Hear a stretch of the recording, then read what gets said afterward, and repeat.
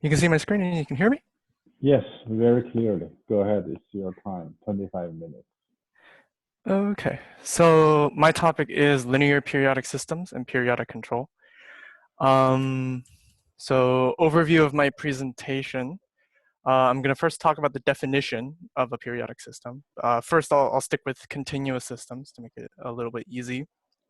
Um, and then after that, I'll talk about the state transition matrix of the periodic system and whatever properties it might have due to its periodicity. Um, And then I'll talk about the controllability of this periodic system. And then sort of at the end, I'll quickly run over sort of the discrete counterparts of everything I'm saying. Um, and I don't want to spoil it too much, but it's a little too similar to continuous, so I won't spend too much time on it. Um, so linear periodic systems. So the definition is we can just start with the basic state equation representation. Um, and a periodic system is concerning the periodicity of its coefficients. Given a coefficient A, it holds that A plus some capital T will always be equal to itself for all T, and as well as for B. And this sort of says that the condition or the environment that our system behaves in is periodic. It matches after a particular time of capital T. Applications of this can be seen in things that have a periodic nature, like helicopters, which is, I think, one of my paper's main concern. Since its rotors are spinning at a constant angular frequency, you can say that, oh, the forces or whatever whatnots will be repeated every time the rotor turns around. And then with this definition, we give the system a name called T periodic, or we consider it as called T periodic. So as a period of maybe 10 seconds, we'll say it's 10-second periodic. The state transition matrix for the linear periodic system. So there's a question like, does the periodicity help with finding the state transition matrix? Or another way you can say is like, is there a shortcut to obtaining the state transition matrix without the normal means, right? So I don't want to use the Piano-Baker series because I hate the Piano-Baker series. It's difficult, and I want to find a simpler way of representing my linear periodic system.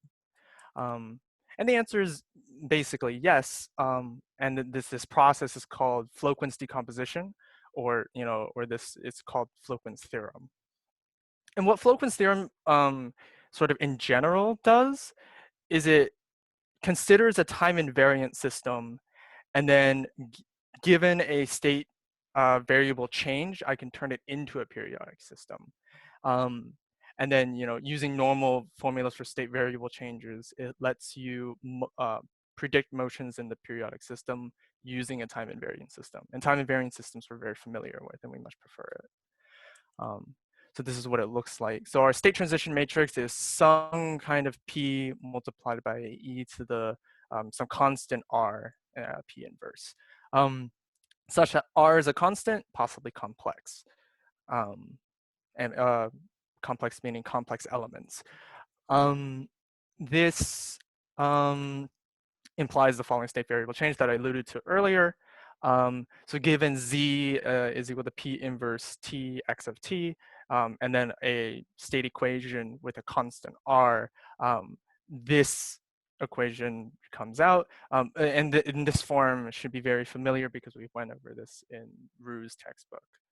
And this Floquin's theorem is also given in Rue's textbook in the periodic section. It also follows that P of T must be also periodic. This can be proven, but I will omit this proof. It sort of intuitively can say that you cannot create periodicity from time invariant systems without a periodic element, so that's why P must also be periodic. So then it raises a question, how would I want to compute R? Because R is very important. I want to know this to make my life easy. So what is R? And very simply, you can just say e to the RT is equal to the state transition matrix from 0 to capital T. And this requires you to take a natural logarithm of a matrix. And it turns out that taking a natural logarithm of a matrix is not trivial, even more difficult than taking e to the matrix. This is because the logarithm of a matrix is not unique. But we don't need it to be unique for our purposes.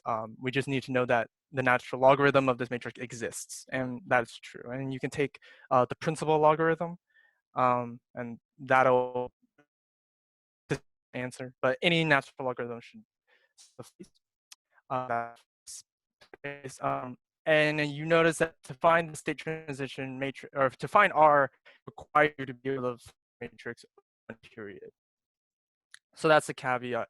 So if I don't want to, use flow-sequence decomposition, minimum I must be able to produce this position matrix over a period. And this might be simple, it might be not simple, but that's a choice. So, beyond just mathematical computation, does it have a sort of physical or intuitive meaning? And it does have an intuitive meaning under a condition, and that condition is that A must commute with its integral. We should all be familiar with this commutativity rule because we very much like to use it in our homework. So if this commutativity rule is true, then it is the case that R actually is the average of our A coefficient over one period. And then I'll have a sort of short proof. So here's our commutativity rule that we love. And that leads to the state transition matrix simply being e to the integral. And then I'll sort of substitute this expression here that we've obtained into this section. Before I do that, I'll substitute 0 and a period. And this lets me say that this integral over here is equal to e to the RT.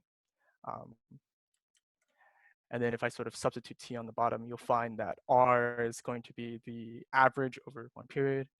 That's the integral definition. So that's sort of neat. That's nice to know. This was covered in this textbook.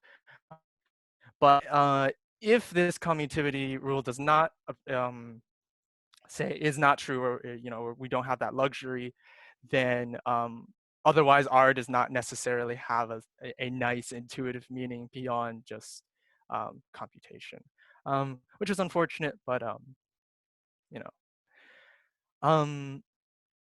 So now that we have, say, R, then we can go and move on to properties of the state transition matrix. So now that we have our means to compute it, right? What can we do with the state transition matrix that we wouldn't be able to do in a normal non-periodic system? So here's the sort of form of a periodic system state transition matrix that I sort of took from the last slide. I want to say substitute plus capital T. So if I add capital T here to the T and the tau, subsequently I add it here. I actually don't add it up here because they'll cancel out. Sort of I've just left that step. And you'll see why this substitution is motivated, because you have to remember that P must also be periodic, which sort of lets us drop this capital T. So that's our next step. We'll just completely drop the T, and it turns out that it's actually the same as before,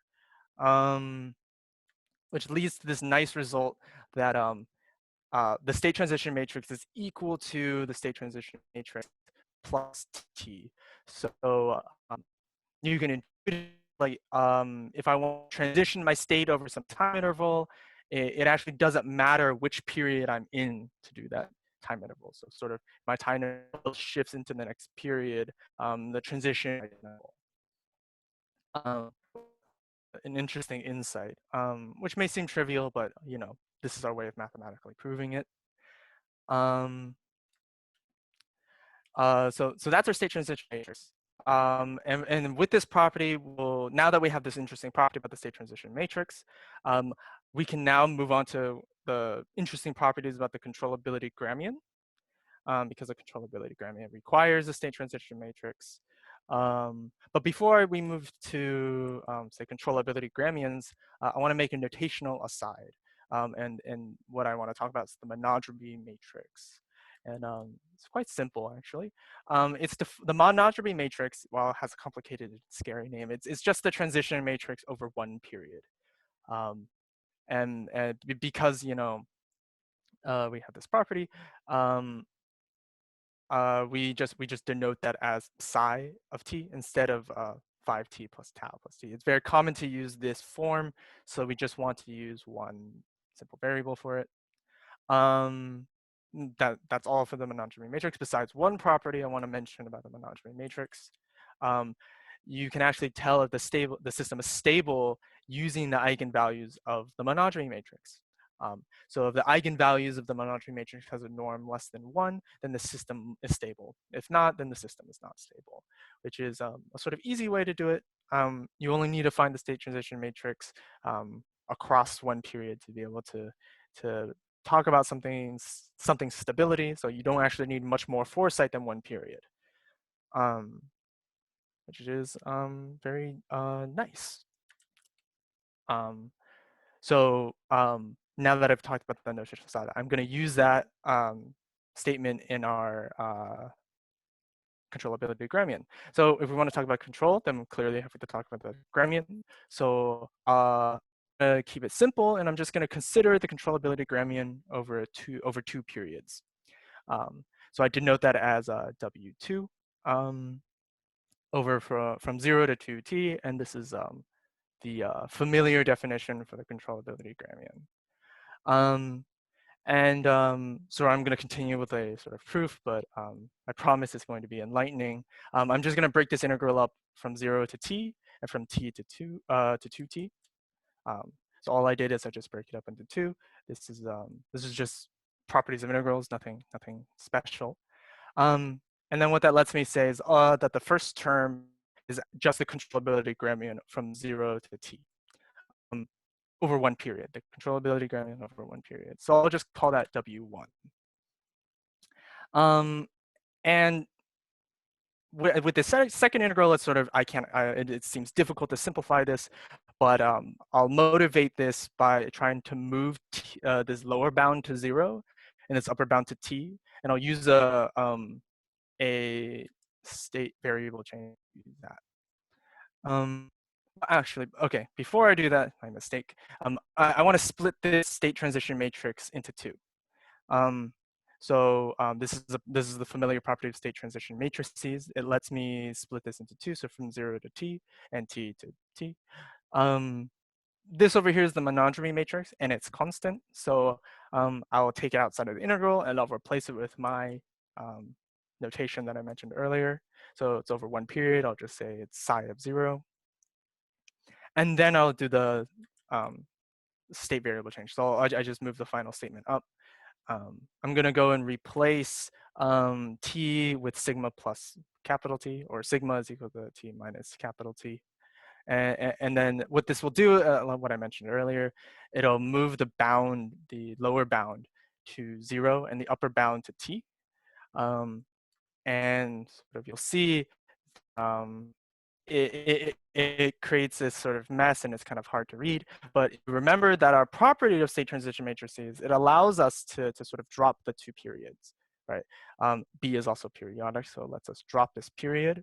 So that's our next step. We'll just simply drop it. And this on the inside is a little it should be also familiar. It's just another controllability Gramian across one period, except in sigma instead of t. So this leads to a very, very simple result that the controllability Gramian over 2 periods is related to just simply the controllability Gramian over one period. I've omitted this proof, but using this, you can sort of say, oh, well, why did I pick 2 periods in the beginning? I did it for simplicity's sake. you can get a similar result by using n periods. So this is a nice result. So if I have a controllability Gramian over I plus 1 periods, it's the same as the controllability Gramian over I periods with many monodromy matrices, and then the controllability Gramian over 1 period.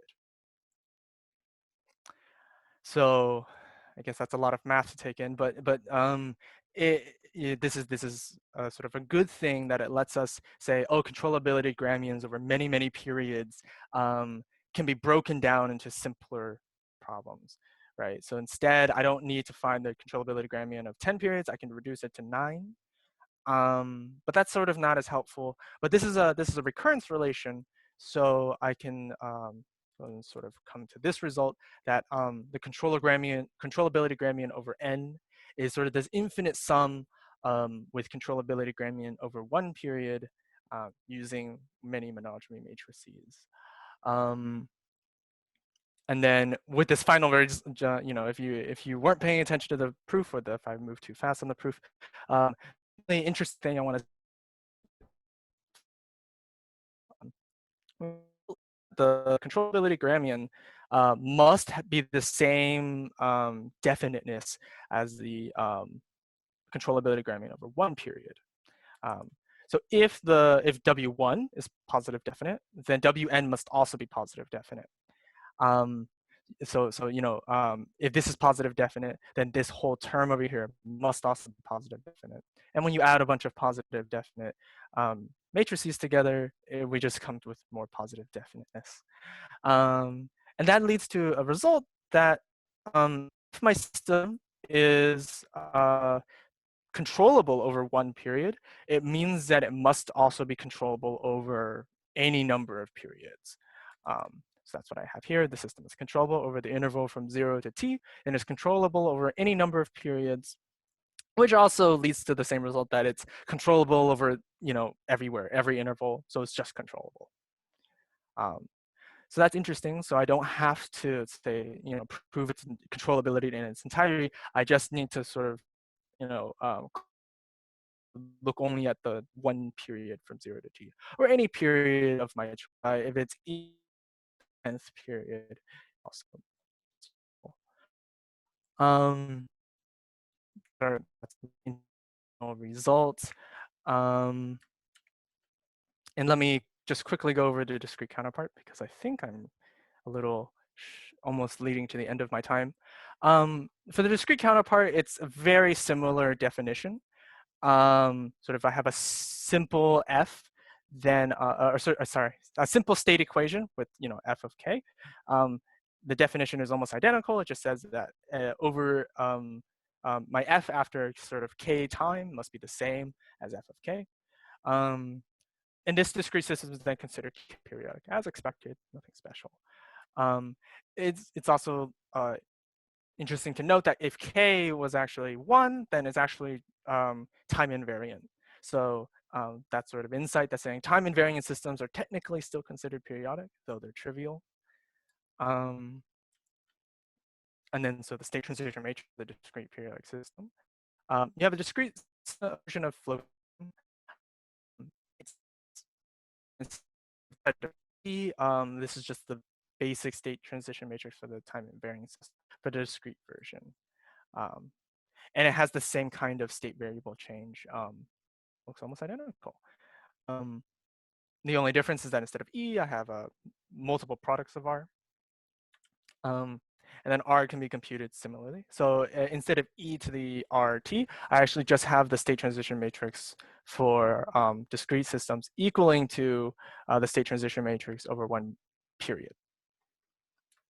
And that's just the way you compute R. And I haven't checked, so I actually can't say if R has a physical intuition in the discrete system. I haven't checked, so maybe that's an interesting exercise for the audience. So discrete periodic controllability, it is underwhelmingly just the same thing. So sort of I can use the same argument as earlier to just produce the same result. It's actually it's very nice that the same proof works for discrete and controllable. So all the results are the same for discrete and continuous. And that concludes my presentation. And these are my references. I've used the textbook and 2 other papers. Any questions?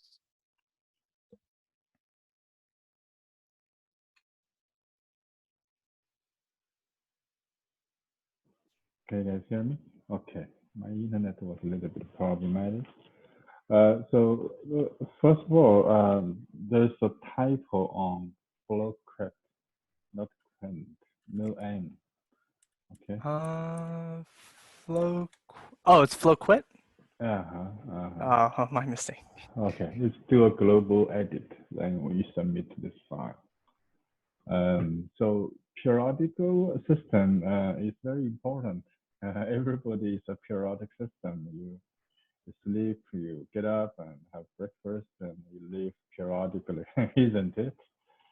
Mm-hmm. This is very interesting theory and very beautiful, right? So it would be nice if we put some examples. Mm-hmm. But overall, I can see you spend a lot of time to make this difficult topic and accessible to everybody. That's great.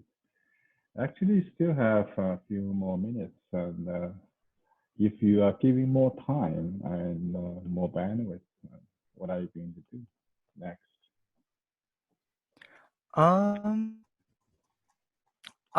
So the paper also goes over the Lyapunov equations for periodic systems. So if I had a little, I guess I still have more time, I would have gone over that.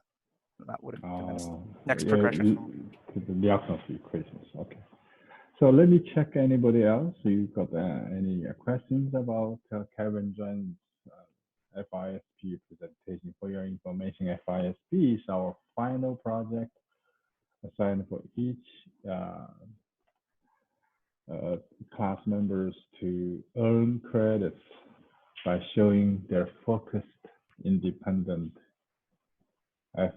focused independent study, and P stands for presentation.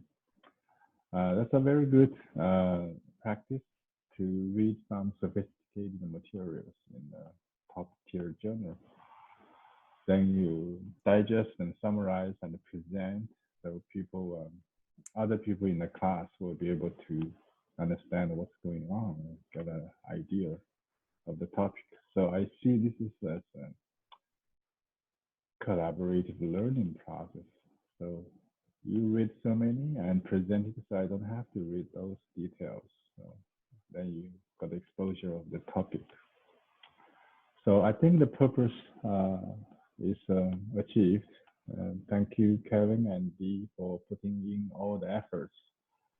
And so I promised I'm going to do a presentation, and I'm going to finish by 24 minutes, to 25 minutes as well. So I'm going to